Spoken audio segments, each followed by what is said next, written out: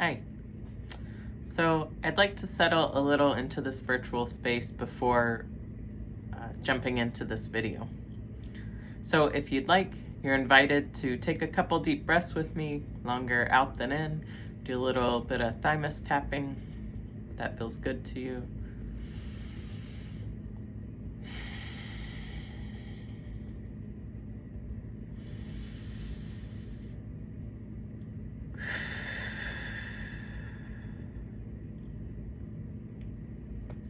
I'm thankful you're here with me, wherever you are.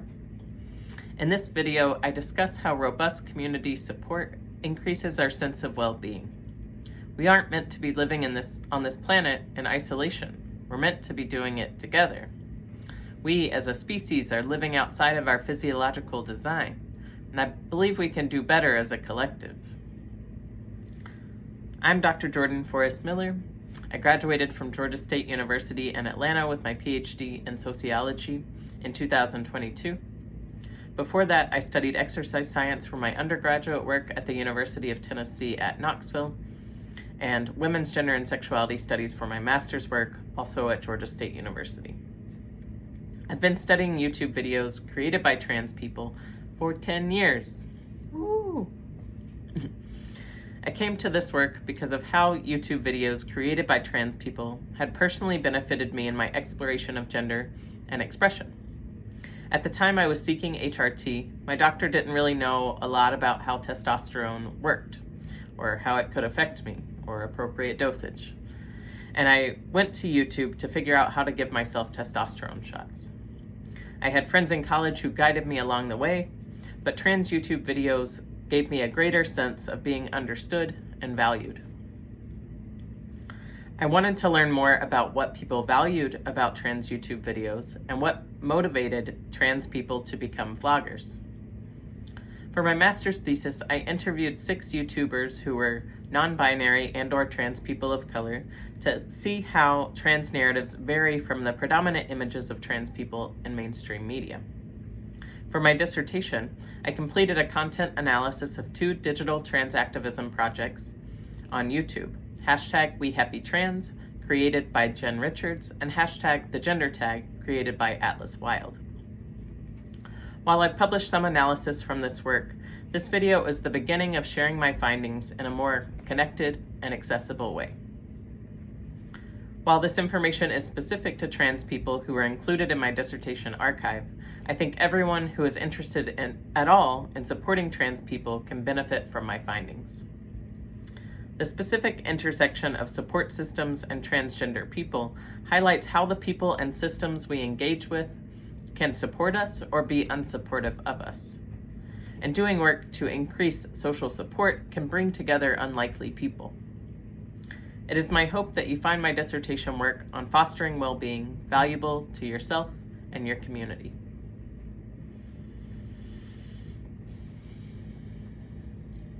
"70 individuals in the archive named struggling with being trans, transitioning, or expressing themselves differently than socially expected. Gender dysphoria was the most named negative influence on mental health. As a result of gender dysphoria, 6 contributors avoided public spaces or struggled with communication. 7 discussed how discomfort in their body negatively impacted their mental health. 17 struggled to express themselves outwardly in alignment with their desires. Some discussed how they altered their expression due to how others responded or may possibly respond. 16 feared not meeting others' expectations about how they should express themselves." This theme of navigating strict gender norms tells us a lot about our current paradigm. Some contributors talked about this topic in relation to their personal comfort, but for others it was a matter of safety.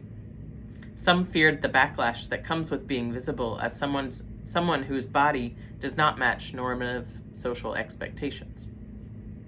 Not surprisingly, when individuals were able to outwardly express as desired without fear of negative reactions, harassment, or violence, their well-being was supported. Though no one deemed transition essential to identifying as trans, 53 contributors named at least one benefit of medical and/or social transition. Contributors named benefits of medical transition through hormone replacement therapy, surgeries, and electrolysis. Not all vloggers desired or could access medical transition. Stressed as importantly as medical transition, contributors benefited from social transition. Social transition included things like sharing their relationship to gender with others, changing legal gender markers, or making changes to their outward expression through non-medical means, such as binding, makeup, clothing choices, hair, and accessories. Through medical and/or social transition, contributors experienced less gender dysphoria and more comfort, confidence, recognition, clarity, alignment, freedom, joy of seeing their own reflection, and sense of normality.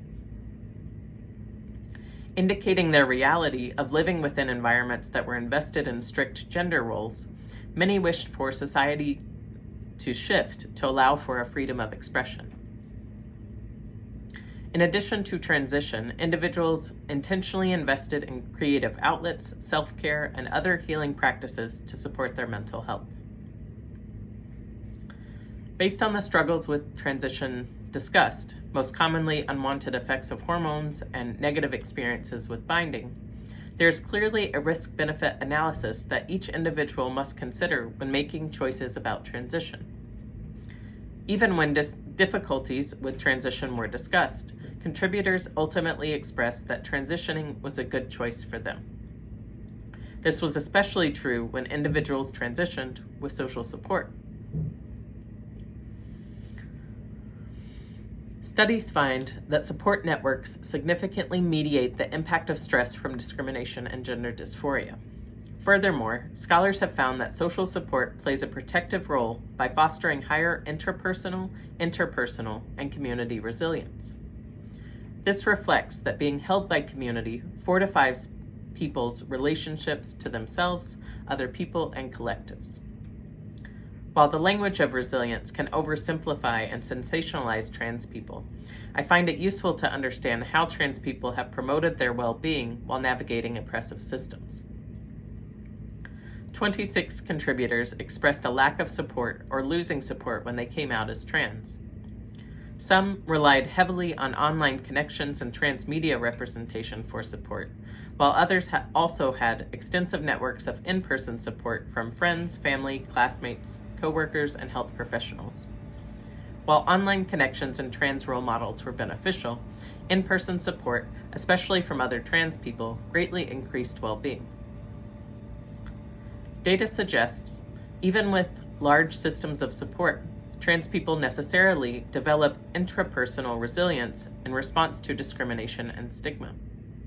While developing intrapersonal resilience benefited mental health and overall quality of life, no one did so completely alone. They did so with community. Creating YouTube videos and seeking community with other trans people online were key strategies used to improve mental well-being and help support other trans people. In short, we need robust community support.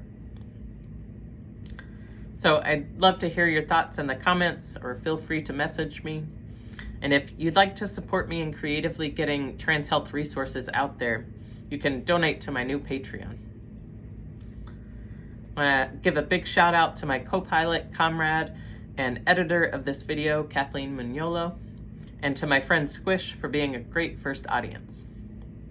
In my next video, I'll discuss what trans YouTube videos tell us about how we can foster our well-being, starting with developing a stronger relationship to ourselves.